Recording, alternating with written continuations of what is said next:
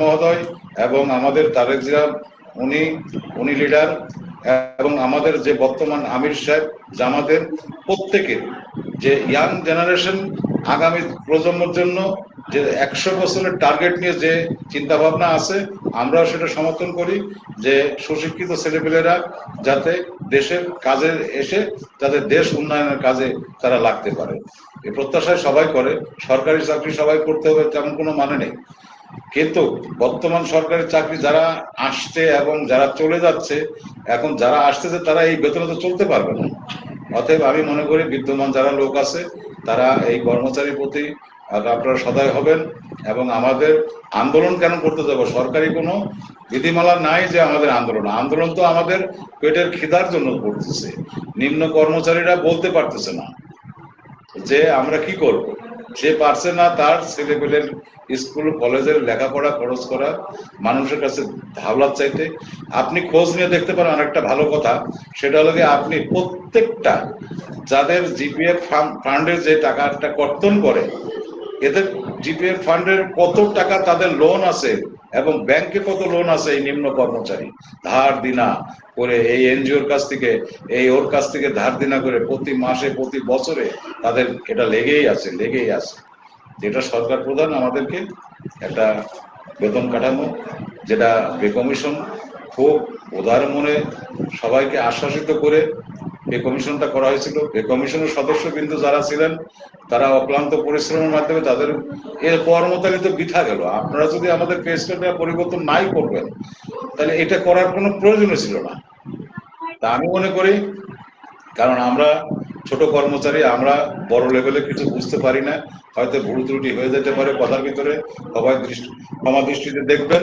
তবে আমাদের একটা কথা, একটা দাবি, আগামী 3 তারিখ পর্যন্ত আমাদের যে কর্মবিরতি যে কর্মসূচি আছে সারা বাংলাদেশে এবং রাজধানী সহ প্রত্যেক দপ্তরে আমার যে সংগঠনের যে শাখা কমিটিগুলো আছে আমি তাদেরকে ত্বরান্বিত করার জন্য এবং কর্মচারী সংযুক্তভাবে আমাদের সাথে একে একে কাঁধে মিলিয়ে আমরা জনসমাবেশ করতেছি। সেখানে আমি আগামীকালকে আমাদের কয়েকটা প্রোগ্রাম আছে, সেখানে আমার শাখা কমিটি সেখানে আমি অ্যাটেন্ড হব, এবং আমার একটাই কথা দাবি যে আমাদের কর্মচারী নিম্ন কর্মচারীদের আপনারা একটু সুনজরের দিকে তাকান। আমরা প্রশাসনের কাছেও আমরা অসহায় পড়ে আছি, আর আমাদের জন্য যে প্রশাসন কিছু করবে, যদি রাষ্ট্রীয় প্রধান যদি সে যদি না সদিচ্ছা করে তাহলে তো আমরা পাবো না। আমি বিরোধী, আমাদের বর্তমান যারা আমাদের বিরোধী করতেছে এবং আমাদের কথা বলতেছে যে কর্মচারীদের লাগবে না, তাহলে কর্মচারীকে তাহলে এই দুর্নীতির ভিতরে কি থেকে যাবে? আর দুর্নীতি ছোট কর্মচারী করতে পারে না, এরা শ্রম দেয়া লোক। তাই আমি সরকারের প্রতি আকুল আবেদন করব যে আমাদের নিম্ন কর্মচারীর একটা বেতন কাঠামো আপনি করে যান। আমাদের মাননীয় প্রধান উপদেষ্টা মহোদয়, তার উপরে এখনো সকলের আস্থা আছে যে সে এই নিম্ন কর্মচারীর জন্য যা কিছু হোক বেতনটা একটু পরিবর্তন করে যাতে দিয়ে যাক, তাতে সবাই তাকে স্মরণীয় ভাবে রাখবে। ধন্যবাদ। আমি আবার আমার ভাগ্নের এখানে আসছিলাম, ওই যে তার একটা প্রতিষ্ঠানের একটা উদ্বোধন করার জন্য আমাকে বলেছিলেন যে আপনার এখানে আসে আপনাকেও মালিক ভাই আপনাকে দাওয়াত দিছিল, পরে এটা একটা কোচিং সেন্টার। অসুবিধা নাই, আমরা একদিন যাব, আপনার নিয়ে একদিন যাব, সমস্যা নাই, ঠিক আছে? এটা একদিন যাব, সমস্যা নেই। আজকেই যে করতে হবে বা কালকেই করতে হবে এমন কোনো কথা নাই, এটা যে কোনো সময় করা যাবে। পরিশেষে একটা কথা আমি বলবো সবাইকে, যে সরকারি কর্মকর্তা কর্মচারী যারাই এখানে আছে তারা যেন এটা নিজের দায়িত্ব মনে করে, যদি 3 তারিখের ভিতরে আমাদের পে কমিশনের কোনো যদি আমরা সারা যদি না পাই, আমরা 3 দিন বিরতি যাব। 6 তারিখের মাথায় আমরা 6 তারিখের ভিতরেই আমরা মনে করেন যে আমরা পদক্ষেপ নিব। কারণ আমার এখন ভাই, আমি দেখি আগামী প্রজন্ম আমার তরুণ ছেলে পেলে এই 9300 টাকা বেসিক আমার গাড়ি চালক ভাই যারা আছেন তাদের কোনো কিছুই হয় না বর্তমানে। একজন IA pass, BA pass, honours masters complete করে আসছে। আমি বলছি যারা আমরা যদি 6 তারিখে যদি আমাদের আশাই লাগে তাহলে সবাই একটা করে প্লেট নিয়ে আসবেন।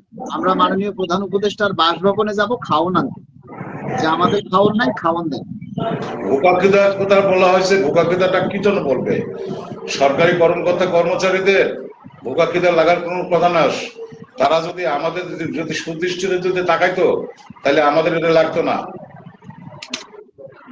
জি, আমাদের খিদা তো সরকার তো এটা যদি দেখতো, কারণ কিছুর জন্য সরকার তো দেখা উচিত একটা 20 গ্রেডের কর্মচারী তার কিভাবে দিন যাপন যায়, তার বউ ছেলেবেলা আছে, তার মা বাবা আছে, তার আচ্ছা, স্ত্রী। একজনে লেখছে এমডি, একজনের লেখছে, নামটা বুঝতে পারতেছি না।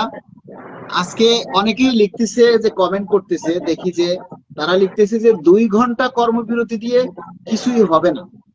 আমি, যারা বলছেন যে 2 ঘন্টা কর্মবিরতি দিয়ে কিছু হবে না, তারা তারা কি আজকে 2 ঘন্টার কর্মবিরতি পালন করছেন? সেটা তাদের ব্যাপার, তারা করুক আর না করুক সেটা তাদের ব্যাপার। তবে একটা জিনিস মালিক ভাই, এ কথা আমরা বলবো না, আপনি আমি আমরা কারোই বলবো না। আমাদের কথা হলো যে আমাদের যে আমরা এখন চাকরির আমরা শেষ প্রান্তে আসছি, আমাদের আরো সিনিয়র লোক আছে তারা, এবং নতুন প্রজন্ম যারা আছে তাদের ভবিষ্যৎটা কি হবে তাদের জন্য দাবি দেওয়া আমরা করে যাচ্ছি। সেটা যদি সরকার প্রধান যদি সুদৃষ্টিতে আমাদের তাকায় তাহলে আমরা তাদের জন্য কিছু করে দিতে যাবো, আমরা নেওয়ার জন্য আর আসি নাই। আমরা এই আন্দোলনটা শুধু বেঁচে থাকার জন্য।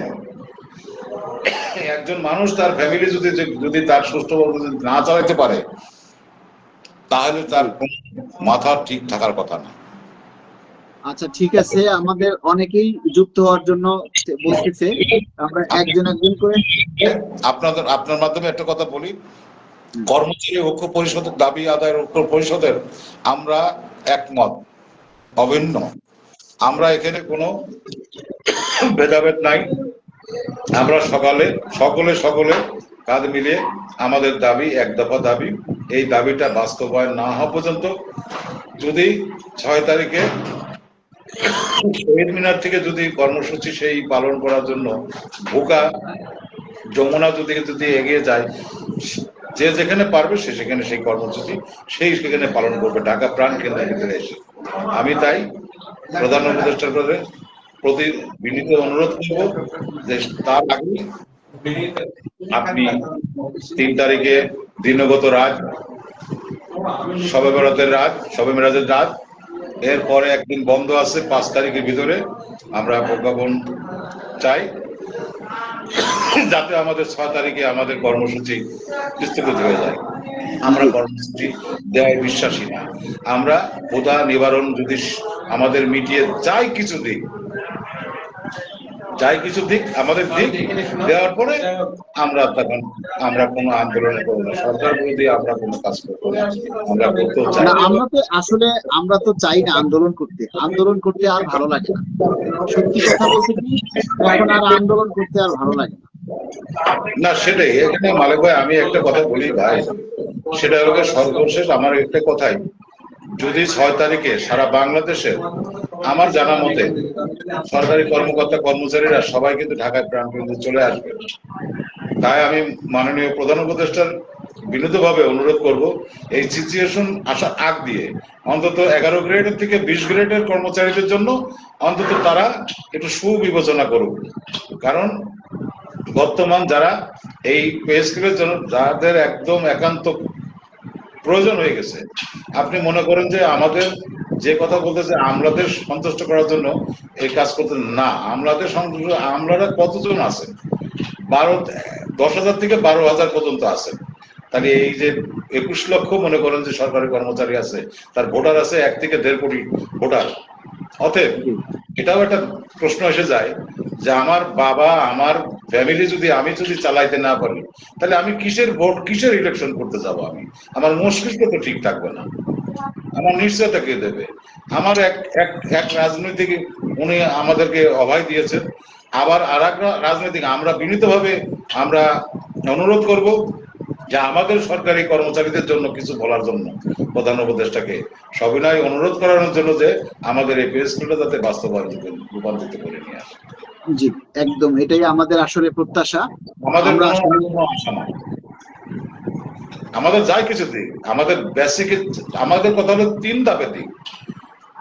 অর্থনৈতিক, আমার জানা মতে যতটুকু আমি জানি অর্থনৈতিক কিভাবে আসবে, শোনেন, অর্থনৈতিক বিড়াই বলতে পারে যে দেশের আয় এবং ব্যয় এটা কিভাবে হবে তারা বলতে পারে। এটা সচিব মহোদয়রা যারা থাকেন তাদের সমন্বয় গঠিত ভাবে এটা মনে করেন যে একটা বেতন কাঠামো তৈরি করে, যে কোথা থেকে আয় হবে কোথা থেকে ব্যয় হবে, সেটা তো অপশন দেওয়া আছে যে সরকারি কর্মচারীদের জন্য কি করবে। তো মালিক ভাই ধন্যবাদ। আমি এখানে আসছিলাম, তার মনে করলাম যে আপনার লাইভ যখন চলতেছে আমি যুক্ত হই, এই জন্য আমি সবারই প্রতি।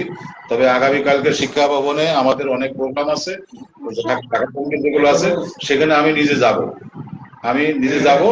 সেখানে আমার কথা হলো যে 3 তারিখ পর্যন্ত আমার কর্মচারীরা, আমার সহকর্মী ভাইরা, আমার গাড়ি চালক যে সহকর্মী যোদ্ধারা আছেন তারা কিন্তু আসলে কিন্তু নীরবে আছেন।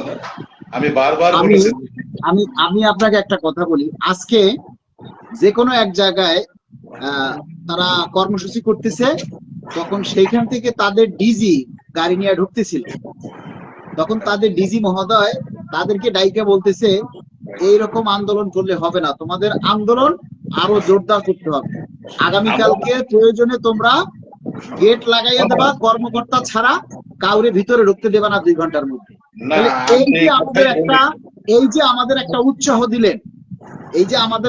উৎসাহ দিলেন, এটা কিন্তু আমাদের জন্য অনেক বেশি মানে একটা শক্তি। শুধু তাই না, আমি মাননীয় উপদেষ্টা মহোদয়, প্রধান উপদেষ্টা মহোদয় আমি স্মরণ করিয়ে দিতে চাই যে এই অন্তরের কথা কিন্তু সকল স্তরের, এটা কিন্তু আমাদের শুধু খালি কর্মচারী না, এটা কর্মচারী, কর্মকর্তা, এবং আপনি সেনাবাহিনী বলেন, আপনি বিমান বাহিনী বলেন, আপনি নৌবাহিনী বলেন, আপনি বিজিবি বলেন, আপনি পুলিশ বাহিনী বলেন, আপনি র্যাব বাহিনী বলেন, সবারই তাদের ফ্যামিলির জন্য তাদের আত্মপ্রকাশ করতে পারে না, আপনাদেরকে বলতে পারে না, আমাদের মাধ্যমে তারা বলাচ্ছে। অতএব এরা নিশ্চিত থাকেন যে 6 তারিখের এই আমাদের যে কর্মসূচি, আল্লাহর কাছে আমরা চাই যে আমাদের সুরাত মিটিয়ে দিক। এই 6 তারিখে কিন্তু কেউ ঘরে বসে থাকবে না, সবাই এই যমুনা অভিমুখী হবে, এবং ঢাকার প্রাণ কেন্দ্রের ভিতরে যা আছে রাস্তাঘাট সবকিছু কিন্তু হয়ে যায়। যতক্ষণ আপনি এটাও মনে রাখেন তাদের ফ্যামিলি মেম্বার সব নিয়ে হাজির হবে কিন্তু।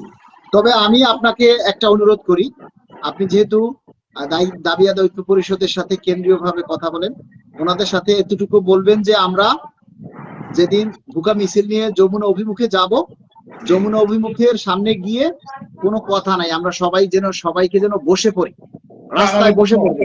আন্দোলন কোনো হটকারিতা, কোনো গাড়ি ভাঙচুর কিংবা এগুলো বিশৃঙ্খলা কোনো কাজ হবে না। শুধুমাত্র কোথাও কোনো জায়গায় কোনো তারা ফ্লাভ হবে মতিঝিল, শোনেন, শহীদ মিনারের থেকে শাহবাগের থেকে বাংলা মোটর থেকে মগবাজার থেকে মতিঝিল, এই অত্র এলাকাগুলো মনে করেন যে প্রেস ক্লাব, এই অত্র এলাকা সচিবালয় সব দিয়ে এখানে সরকারি কর্মকর্তা, কর্মচারী, সকল প্রাণের লোকের এখানে সব হাজির হবে, এবং তাদের ফ্যামিলি সহ। এটা আপনি ধরে রাখেন, তাদের ফ্যামিলি সহ। এবারে কিন্তু ফ্যামিলি সহ 6 তারিখে সবাই হাজির হবে, কনফার্ম।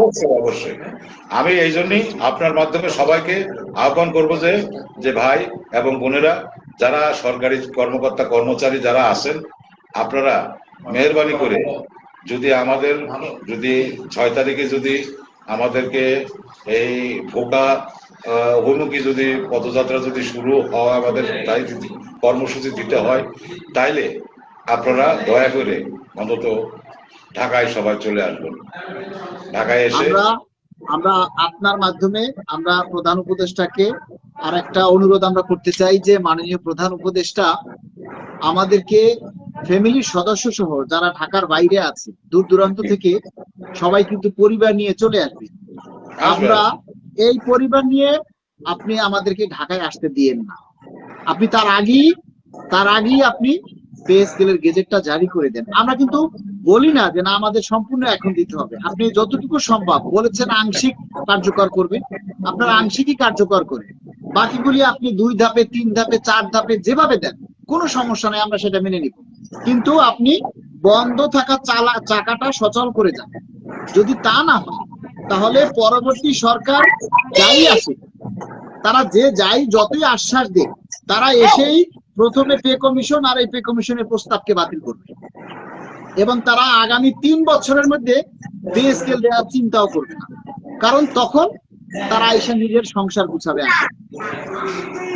তো সুতরাং এখন যদি সরকারের না দেওয়ার কোনো যুক্তি নেই, সরকারের না দেওয়ার যুক্তি একটাই